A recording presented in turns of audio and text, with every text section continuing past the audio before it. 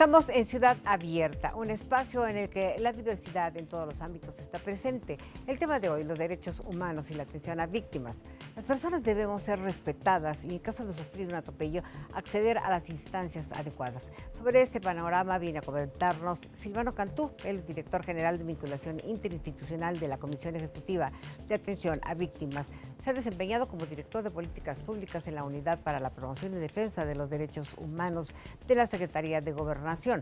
Ha sido también director de Incidencia e Investigación de la Comisión Mexicana de Defensa y Promoción de los Derechos Humanos y consultor de organizaciones tales como el Instituto para la Seguridad y la Democracia, el INCIDE, entre otras muchas.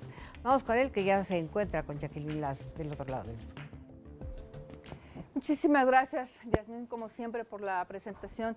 Silvano, bienvenido. Hola, Jacqueline, me da mucho gusto saludarte. Pues yo encantada.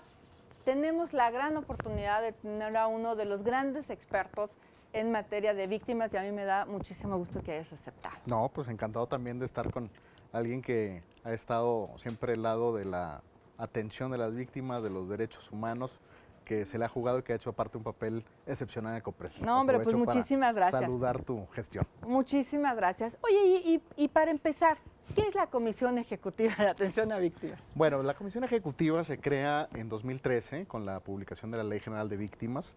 Ya mencionabas tú hace un momento, la Ley General de Víctimas pues nace de un movimiento social muy amplio, muy nutrido de muchas manifestaciones de víctimas que toman pues voz en el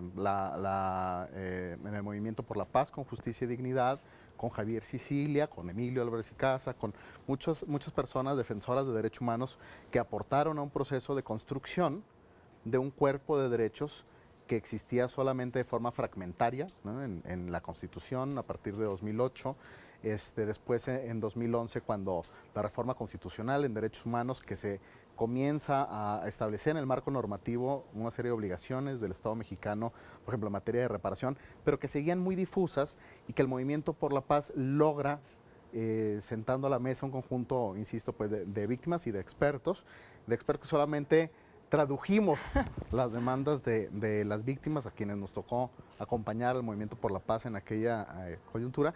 Y entonces nace una Ley General de Víctimas que incluye el establecimiento de un sistema nacional de atención a víctimas.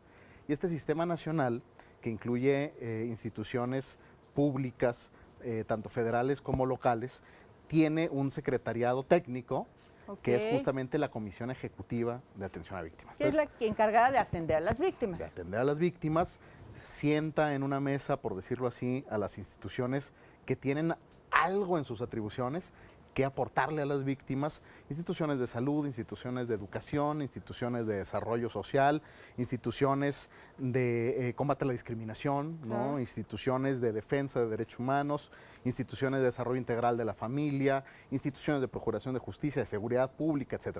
Todas aquellas que pueden aportar algo a la atención de las víctimas y además esta comisión ejecutiva tiene entre sus atribuciones contar con una asesoría jurídica, que es justo como la Defensoría Pública para las personas imputadas en un proceso, es lo mismo, pero para las víctimas, especializada en atención a víctimas, y que no solamente incluye la parte jurídica. Eso creo que es importante destacar. La atención a víctimas no es un asunto legal, es un asunto interdisciplinario, y la Comisión Ejecutiva de Atención a Víctimas es interdisciplinaria en el sentido de que cuenta con un servicio permanente de asesoría jurídica para procesos legales y además de psicología, de atención psicosocial, de atención médica, de emergencia, antes de canalización al sector salud, y trabajo social.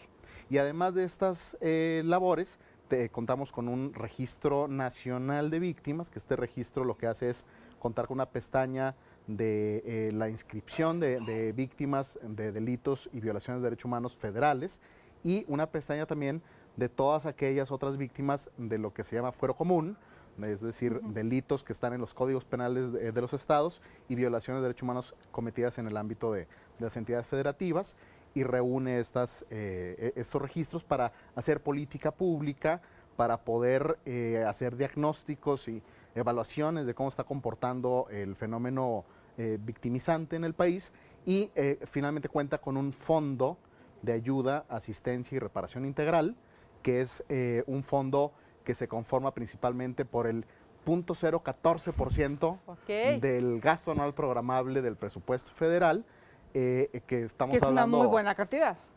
480, 500 millones de pesos anuales, que tiene como objeto brindar un conjunto de medidas que la Ley General de Víctimas concentra en sus títulos tercero a quinto, que son medidas de ayuda inmediata, principalmente temas de atención médica, psicológica, de emergencia, temas de traslados para asistir a diligencias de actuaciones ministeriales, procesales, ¿no? Que puedan atender sus procesos, temas de gastos funerarios, de emergencia y también medidas de reparación integral.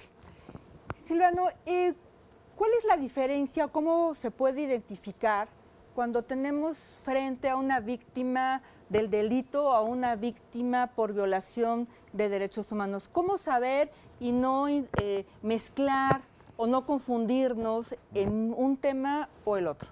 Bueno, yo creo que la principal distinción entre cualquiera de estos dos tipos de hechos es quién perpetra el daño, ¿no? Quién ejerce la violencia. Cuando hablamos de un particular que actúa bajo una racionalidad ajena a lo político, a lo de Estado, ¿no? Al tema de Estado, pues hablamos de un delito que comete un particular.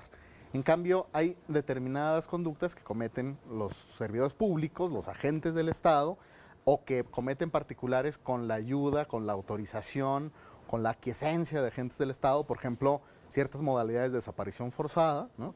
Y que esas serían violaciones de derechos humanos. Ahora, ¿cuál puede ser un criterio más o menos fiable porque de la fuente? Puede ser víctima pues de cualquier la autoridad delito. que lo emite, ¿no? La autoridad que lo determina. ¿no? O sea, si por ejemplo nos llega una denuncia en integración de una carpeta de investigación del Ministerio Público Federal, que sería el tipo de delitos que nosotros atendemos, los de fuero federal, estaríamos ante una víctima de un delito.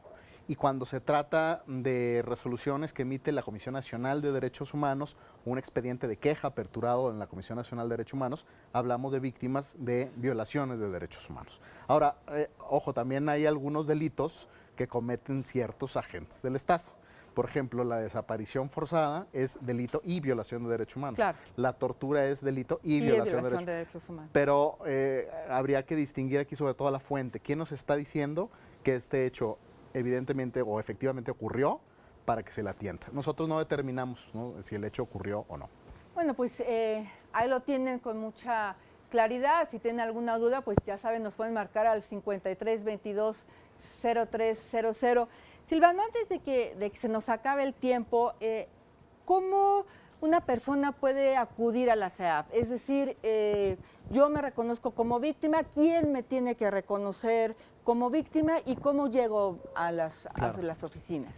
Pues bueno, puede ser que una víctima haya iniciado un proceso penal ante el Ministerio Público Federal, la PGR, y que a partir de este número de carpeta de investigación se inscriba al Registro Federal de Víctimas y reciba una serie de atenciones por parte de la asesoría jurídica, o también a partir de las mesas de diálogo con colectivos de víctimas o el trabajo que realiza actualmente la Asamblea Consultiva de la SEAP, que es un órgano de participación ciudadana permanente con el que cuenta la Comisión Ejecutiva. Se nos pueden hacer llegar necesidades puntuales que existen, de tal manera que no solamente estamos esperando a que lleguen las víctimas, sino que estamos yendo donde sabemos que puede haber alguna necesidad. Claro, porque lo comentábamos en el primer bloque, de repente ponerte en una situación de víctima significan muchas cosas alrededor de tu persona, es decir, ante la autoridad, en tu familia, en tu contexto, esta normatividad que vives se violenta, indiscutiblemente. Cuando tú hablas de víctimas del delito, yo me puedo imaginar cualquier delito que aparece en el Código Penal, pero en especial, ¿qué tipo de delitos son los que la SEAP atiende? Puede ser cualquiera, no sé, me puedo imaginar que me robaron mi coche. Claro. Y entonces, ¿soy sujeto de ese tipo de víctima o me puedo imaginar que me secuestraron? Pues bueno, hay atenciones que pueden servir a todo tipo de víctimas realmente. Sin embargo, por proporción de víctimas que se encuentran inscritas en el Registro Nacional de Víctimas y que han recibido atención por parte de la Comisión Ejecutiva, podemos hablar de un bloque muy grueso, muy fuerte, muy grande de víctimas de desaparición de personas. 1 de cada 3 de las víctimas atendidas por la Comisión Ejecutiva son víctimas de desaparición.